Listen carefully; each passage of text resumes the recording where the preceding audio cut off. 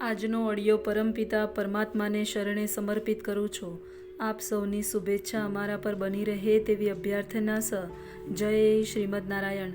શ્રીમદ ભગવદ્ ગીતા અધ્યાય 8 ભગવત પ્રાપ્તિ શ્લોક 20 અને 21. આ સિવાય એક અન્ય અવ્યક્ત પ્રકૃતિ છે જે શાશ્વત છે અને આ વ્યક્ત તથા અવ્યક્ત પદાર્થથી પર છે. તે સર્વોપરી અને કદાપી નષ્ટ ન થનારી છે. જ્યારે આ જગતમાંનું બધું જ નાશ પામે છે ત્યારે પણ તે ભાગ તેમનો તેમ જ રહે છે. કૃષ્ણની ચડિયાતી આધ્યાત્મિક શક્તિ દિવ્ય અને સનાતન છે. તે આ ભૌતિક પ્રકૃતિના સમસ્ત પરિવર્તનોથી પર છે, જે બ્રહ્માના દિવસ દરમિયાન વ્યક્ત અને રાત્રિના સમયે અવ્યક્ત થયા કરે છે.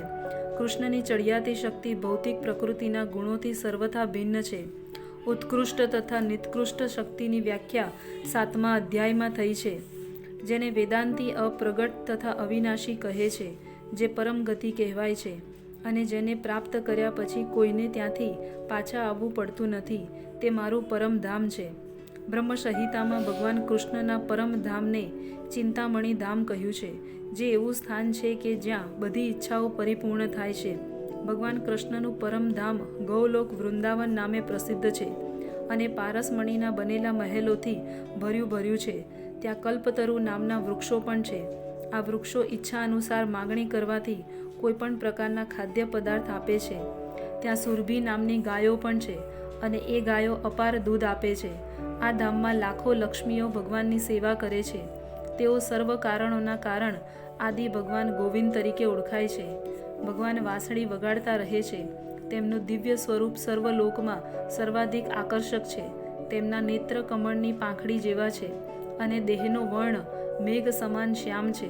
તેઓ એટલા મોહક છે કે તેમનું લાવણ્ય હજારો કામદેવોના લાવણ્યથી ચડી જાય છે. તેઓ પિતાંબર ધારણ કરે છે. તેમના ગળામાં માળા હોય છે અને વાળમાં મોરપીંછ સજે છે.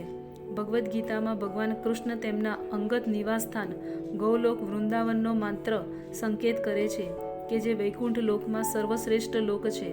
બ્રહ્મ સંહિતામાં આનું તાદર્શ્ય વર્ણન મળે છે. વૈદિક ગ્રંથ કઠોપનિષદમાં દર્શાવ્યું છે કે ભગવાનના ધામથી ચડિયાતું કોઈ ધામ નથી અને તે સર્વોપરી તથા અંતિમ ગંતવ્ય સ્થાન છે.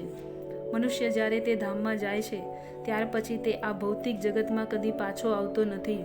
કૃષ્ણનું પરમ ધામ તથા સ્વયં કૃષ્ણ અભિન્ન છે, કારણ કે તે બંને સમાન ગુણવાળા છે. આ પૃથ્વી પર દિલ્હીથી 90 માઇલ દૂર દક્ષિણ પૂર્વમાં આવેલું વૃંદાવન એ આધ્યાત્મિક આકાશમાં આવેલા સર્વોપરી ગોલોક વૃંદાવનની પ્રતિકૃતિ છે. કૃષ્ણએ જ્યારે પૃથ્વી પર અવતરણ કરેલું ત્યારે તેમણે વિશિષ્ટ પ્રદેશ કે જેને વૃંદાવન કહેવામાં આવે છે અને જે મથુરા જિલ્લામાં 84 ચોરસ માઇલના વિસ્તારમાં ફેલાયેલો છે, તેમાં વિવિધ લીલાઓ કરી હતી. જય શ્રીમદ નારાયણ.